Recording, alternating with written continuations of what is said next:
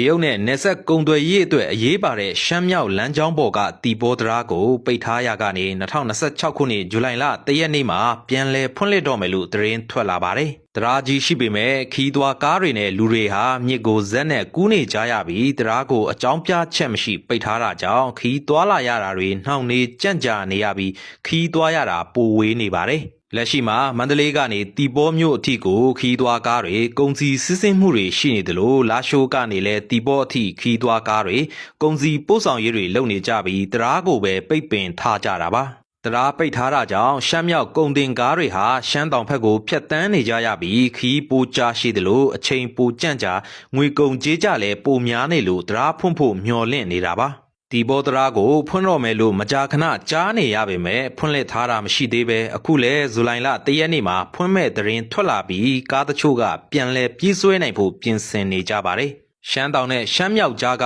ဂိတ်တချို့ပိတ်လိုက်ပြီးဖြစ်တယ်လို့ရှမ်းတောင်လမ်းကြောင်းပေါ်ကဂိတ်တချို့ပိတ်လိုက်ပြီးမို့တီဘောတရာဖွင့်လာဖို့အခြေအနေများနေပြီးလမ်းအတွက်လူအင်အားတိုးနေတာလည်းရှိနေပါတယ်တရာရှိပါရဲ့နဲ့မြစ်ကူးဖို့ဇက်တွေလေတွေတုံးနေကြရတာဟာတီဘောတရာအနီးမှာပဲရှိနေပြီးလေနဲ့ကူးခကလည်းကြက်သိန်းခန့်ပေးနေကြရတာကြောင့်ခီးသွွာလာသူတွေငွေကုန်ကြေးကြပိုများစေပြီးဝင်ပိုပိနေစေတာပါ